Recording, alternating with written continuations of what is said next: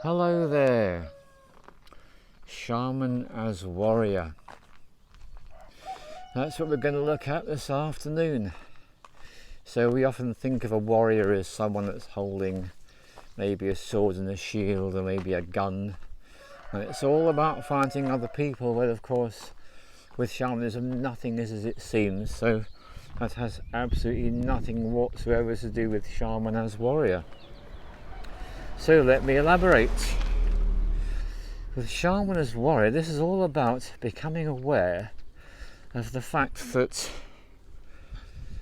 the one that you are aware of is what is called the adversary. And the adversary may be experienced in all sorts of different ways.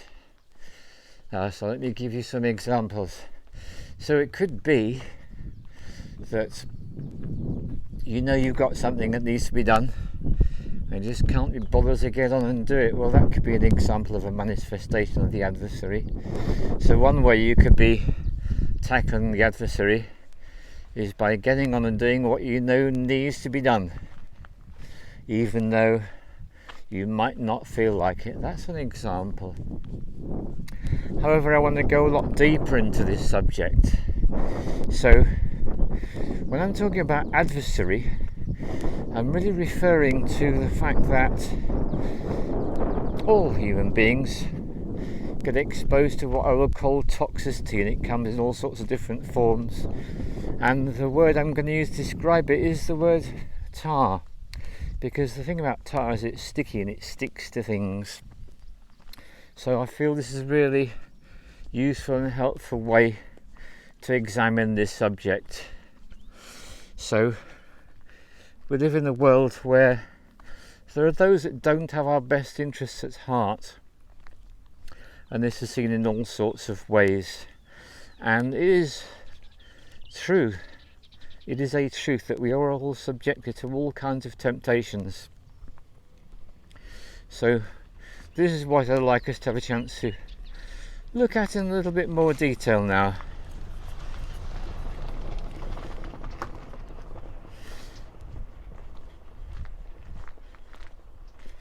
So one of the temptations we can get exposed to is to take things that are not good for us. So let's take a simple example like the coca plant. Coca leaves, when consumed by people in the Andes and other mountainous places, is actually highly medicinal and helps you to adjust and adapt to the high altitude. Gives you the energy you need to function. Whereas on the other hand, if that is refined into something called cocaine, then it's a strange thing because it actually becomes quite its opposite. So coca is consumed by humble indigenous people in places like the Andes, whereas cocaine tends to cause the consumer to become arrogant and shuts down the heart, and in fact shut down all the spiritual centres. So that's an example of something that a shaman can be invited to explore. And by being your internal warrior, anything like that is actually not going to do you any good, that's actually going to harm you and prevent you from functioning well then that's it. You step up, you become the warrior, and you say thanks but no thanks. So that's a nice simple example. But living in the world that we live in today, we are exposed to all sorts of toxicities, challenging energies, and so what is a healthy thing to do is to become aware of your state of being at any given moment. So when you're feeling in a good state, when you're feeling well balanced, that means that you are actually keeping your energy body clear and clean, which means you can function well and you can do your shamanic work without any problems whatsoever.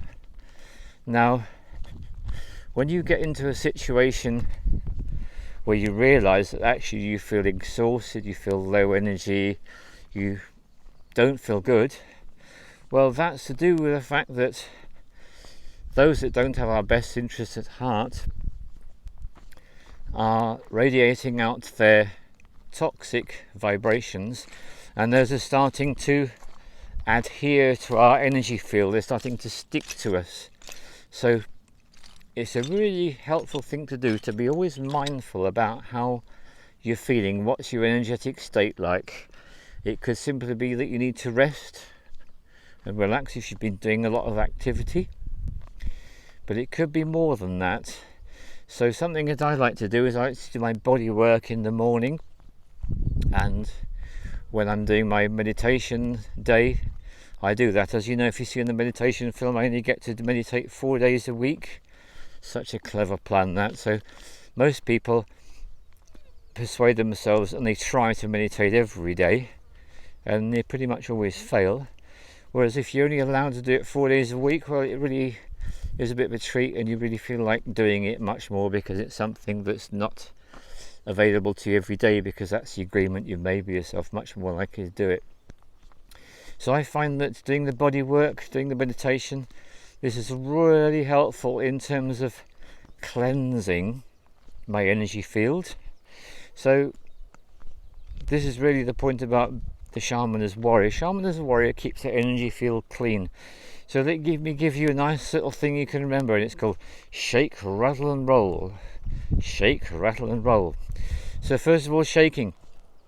You can at any point just take the opportunity just to give your body a really good shake. I like to start shaking with my thumbs and move that out so that my whole hands are shaking, and up my wrists and up my arms, until then my whole body is giving a really good shake, even my head.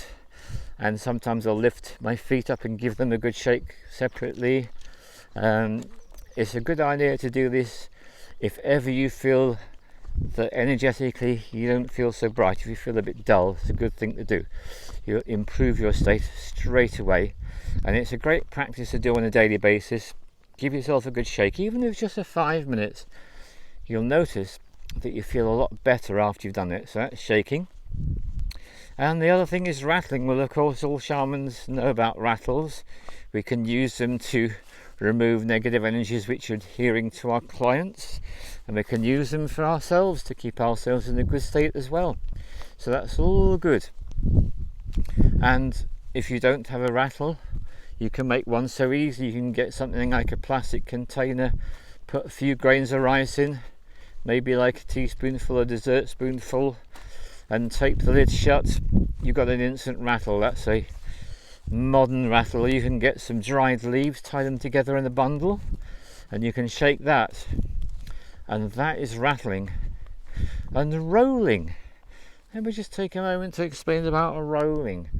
Really, when you are becoming more sensitive to what's going on, if you, like back to the original example, someone offers you cocaine, someone offers you something, maybe someone offers you a cake full of refined sugar, maybe someone offers you something that you know intuitively is no good. What you can do is you can do what I call roll, which you simply roll away from that. Thank you, but no thanks, and go politely on your way. Just literally rolling out of the way of something which is a potential harm to you. Using, of course, always the intuition. We're all blessed with intuitions. Men, women, people of all genders, all ages, all types, we've all got an intuition, and shamans have learned to hone their intuition and to pay attention to those feelings which just tell them, like on an instinctive level. When you get your no, you might just as well pay attention to the no. Do you the world a good to do that. So that's another example. So rolling out of the way of anything which you know isn't appropriate for you. Maybe you're invited to go to a place and consume a large amount of alcohol with people, and it's like, actually that is not going to benefit me as a shaman in any way whatsoever. It's actually going to shut me down. Now, there are times alcohol is highly appropriate for shamans if they've been doing a lot of hard work in the energetic realms, and they just want to shut themselves down. I'll have a small amount of alcohol and that will shut them down. But I'm talking about going on a bend or something like that, binge drinking. Definitely want to avoid that at all costs, because all it's going to do is to lower your energy state and make you less effective. And well, when you think about it, what's the point of that really? So shaking, rattling and rolling out of the way of dodgy opportunities, these are all really great ways to keep yourself in a good state. And when you need to rest, rest. When you need to be physically active, be physically active. Again, it's all about listening to the body. What's the body really saying to me at the moment? Yeah, it's saying to me, what I need to do now is such and such. It's really great to do that. So that is Shaman as a warrior. And what we are fighting, what the fight is all about is, let's just be clear about this. The fight for the shaman is about the adversary. And the adversary is a being, and this being is responsible for all the horrific things in the world today. So why is it that human beings kill and torture each other, make weapons of mass destruction, fight wars, abuse children, all the rest of these things that go on? This isn't really a simple matter of human beings being evil. This is actually human beings being in the thrall, being taken over, being possessed by what I would call the adversary. So this is the main point of what I'm talking about. That is the warriors and the shaman as warriors adversary. It's that being that desires the enslavement of humanity, that desires humanity to enter into a Matrix-style prison whereby they become mind-controlled, robotic-like zombies in the thrall of AIs and all the rest of it. It's all that stuff. That's really what the adversary is what it is. It's whispering in the ears of the inventors to go and make ever more draconian methods of punishment. I mean, it's one of the things that makes me laugh about the UK. One of the things the UK produces, they produce torture devices, and they have them on sale every year in a big exhibition place. All that sort of stuff. It's not really the human beings that are the ultimate reason behind all those things. It's the adversary whispering into their ear, which is all about enslavement and control. So that is what the shaman as a warrior is aware of. We are aware that the adversary is tricky, is sneaky, is always up for offering a little dodgy invitation. Oh, how about this, how about that? But because we are the warrior, because we take on these qualities of the warrior, we know that that is the enemy. It's that adversary, which is always up to its little tricks. So we say thanks but no thanks, and we go quietly on our way. One of the things that I do find amusing is you don't ever find shamans at protests, because a protest is one bunch of people with one view and another bunch of people with the opposite view, and what's really going on is they're opposing each other. So they've descended into a lower energy vibration whereby negativity is the order of the day, and actually what's happened is the adversary has got them both by the balls. Both sides of any demonstration are actually being mind controlled by this adversary, as we call it. So this is an important thing to realise. That's why shamans don't go on demonstrations, because they know better than to get caught up in that toxic energy. So thank you very much for coming with me on this little walk. And one of the things that I did pick up on about the example of the coca leaves and the cocaine, that's given me an idea for another film, and that film is going to parallel one film I made. I made a film called From Shit into Gold.